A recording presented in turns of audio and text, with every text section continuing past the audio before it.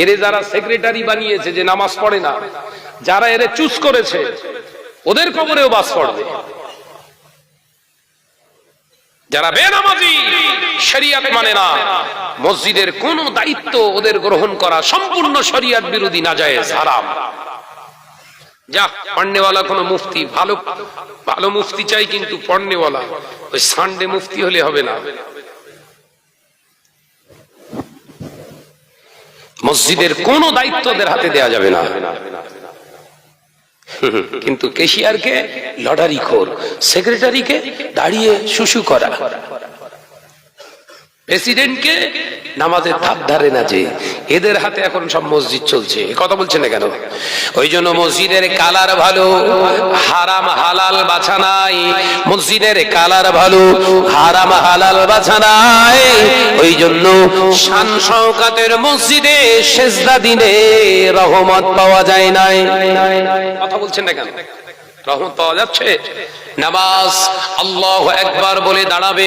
হযরতে ওমর জানালেন, ইয়া রাসূলুল্লাহ, ইয়া হাবিবাল্লাহ, আমি ওমর অস্থির হয়েছিলাম, পাগল হয়ে গিয়েছিলাম, কিন্তু নামাজের মুসাল্লায় আমি দাঁড়িয়ে যখন আল্লাহু আকবার, আমি যখন তাকবীরে তাহরিমা করে দাঁড়িয়েছি, আল্লাহে ওয়াল্লাহি তাল্লাহি বিল্লাহি, আল্লাহর কসম খেয়ে বলছি, আমার সব অস্থিরতা, সব পাগলামো, সব রাগ, সব কষ্টটা আল্লাহু আকবার বলে দাঁড়ানোর সাথে সাথে বেমালুম হয়ে গেছে।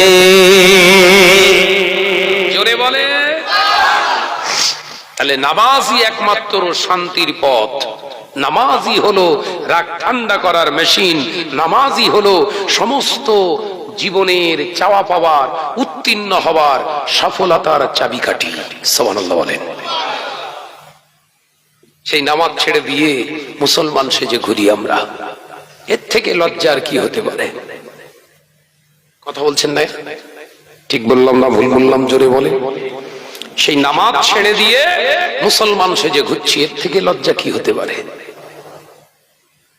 তাই সাবধান হন, সচেতন হন। ইমানের খোরাক হলো নামাজ।